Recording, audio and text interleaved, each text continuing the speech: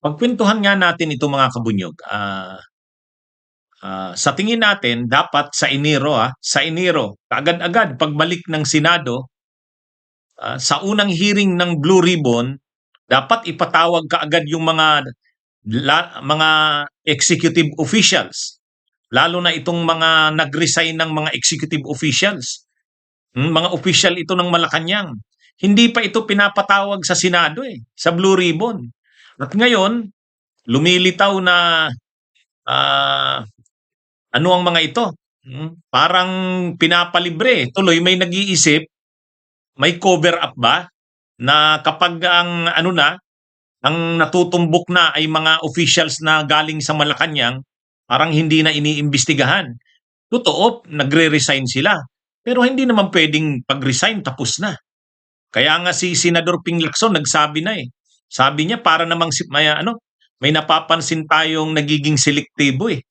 Pag Malacanang na ang tinatamaan, natitigil na. Totoo, nagre-resign ang mga officials tulad ni dating Budget Secretary Amina Pangandaman, dating Executive Secretary Lucas Bersamin, si Bunuan, yung dalawang undersecretaries na nasangkot din, itong si dating DPW, dating Yusek Ulaybar, dating Yusek Adrian Bersamin. Pero nagsabi na si dating Executive Secretary Bersamin, sabi niya, handa siyang harapin yan. Galit si Bersamin eh. Bakit daw siya nadadawit diyan? Galit siguro kay Lacson. Kasi sabi ni Senador Ping Lacson, yung listang hawak niya, galing daw yun sa abogado mismo ni Cabral. Nandun daw ang 5 cabinet secretaries. Ang isa daw doon may initial ES. Sino ba naman ang ES nung panahon? Ang pinag-uusapan dito, hindi naman yung kasalukuyang ES, yung dating ES. O di si Bersamin yun. At si Bunuan, pinangalanan na rin ni Lacson. Pero may 3 pa daw na cabinet secretaries at marami raw na undersecretaries. Yun ang mga dapat ipatawag. Kaya ano ito mga kabunyog, mga kababayan. Ito ang dapat na makita ng taong bayan. Kasi kapag ito na yung mga pinatawag, yung nakikita nyo sa picture, si Lucas Bersamin, si Amina Pangandaman, si Bunuan, si Undersecretary Ulaybar, si Undersecretary Andres Bersamin. O yan, pag pinatawag yung mga yan, totoo mga nag-resign na yan dahil nadawit na nga ang mga pangalan nila. Pero mga seryoso yung pagkakadawit sa kanila. Talagang may mga testigo, may mga ebidensya. Kaya lang, pag pinag-usapan na kasi yung mga yan, matataas na posisyon yan sa gabinete dati. Executive Secretary, Little President yan. Budget Secretary.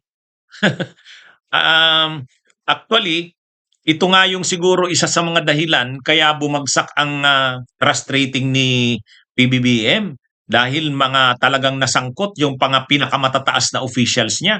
Dating Executive Secretary, dating Budget Secretary, dating DPWH Secretary. Kaya kahit pa sabihin na ang presidente ay hindi naman involved, pero yung mga na-involved ay mga nakapaligid sa kanya at pinaka-trusted niya. Executive Secretary, Budget Secretary, DPWH Secretary. Kaya mabigat. Mabigat ito. At ang pinag-uusapan dito ay hindi lang naman milyon. Si dating DPWH Secretary Manny Bunuan lang, 30.8 billion ang allocables. Yung Executive Secretary naman nakalagay ES. O sino bang ES yun? Si Bersamin. 8.3 billion. O hindi pa pinag-uusapan si Amina Pangandaman Hindi pa pinag-uusapan si Pangandaman. Ito ngang si Yusek Ulaybar itong dating Yusek Try-Give Ulaybar, best friend ni Amina Pangandaman, yung budget secretary. At itong si Amina Pangandaman at si Ulaybar, sinasabi nga may relasyon daw tong dalawang to. Kaya lang wag natin pag-usapan yung mga ganyan. Personal yan. Anyway, itong si Ulaybar, dating DPWH, hindi, DepEd Undersecretary. Saka si Amina Pangandaman, mga dati pala itong staff nung panahon ng matandang Angara. Si Ed Angara. Ano pala tong dalawang to? Ang karir pala nito sa government service, mga dati na itong staff ni dating senator nung panahon, yung ama nito ni Sani Angara, yung si Ed Angara, si Edong. Itong si Ulaybar at saka si Amina Pangandaman pala. Kaya nga, ito pa ha, kaya nga, nung 2025, ang pinakamaraming project sa mga senador ay si Angara. Siya ang may pinakamaraming project sa mga senador na in-insert. O ngayon, bakit? Bakit? Ang budget secretary kasi si Amina Pangandaman, staff niya. At saka itong si Traigib Ulaybar, panahon ng matandang Angara, nandyan na yan. Kaya nung maging senador itong si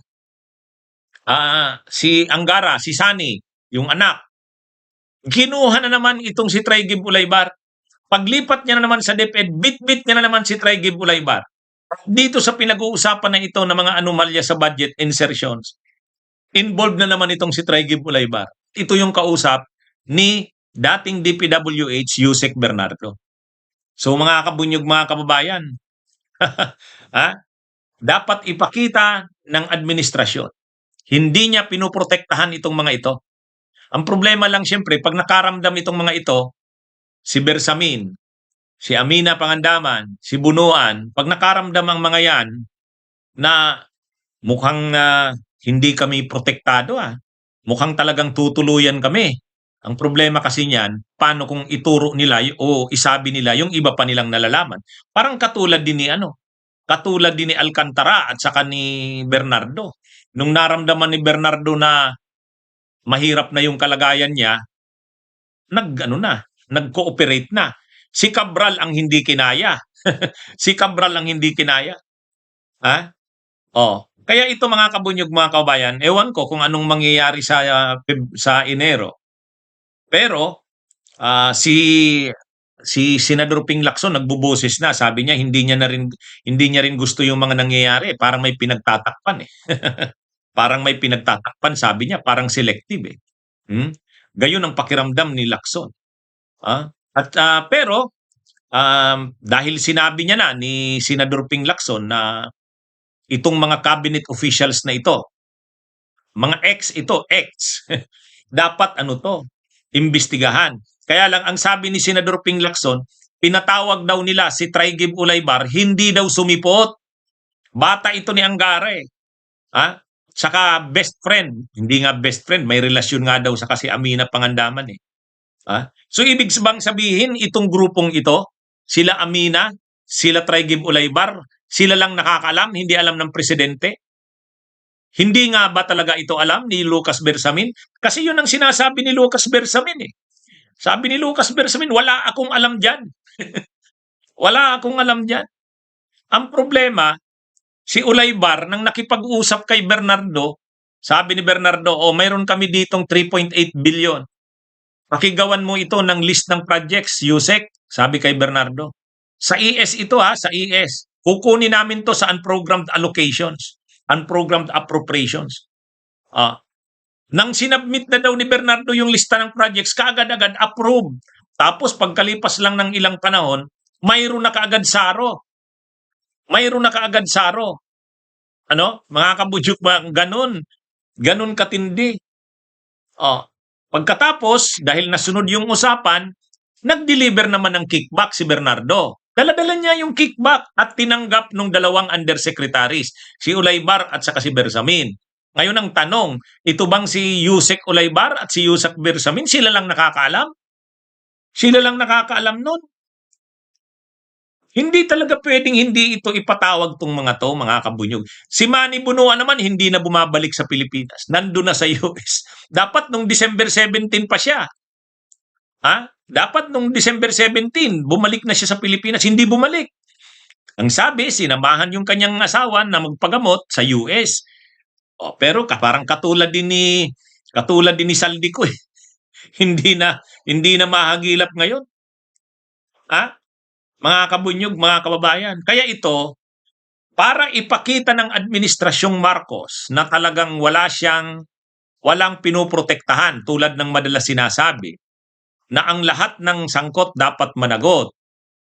Itong mga officials na ito ng Malacanang, dati kasi nag-resign na yung mga yan, dapat niyan imbestigahan. Ano man ang mangyari sa mga yan, dapat wag protektahan. Bunyog, bunyog, halikan na kasama ka. Bunyog, kapag buklod ay may pag-asa. Luzon, Visayas, Mindanao, isa ang pananaw. Sa bagong Pilipinas ang bunyog isisigaw. Bunyog.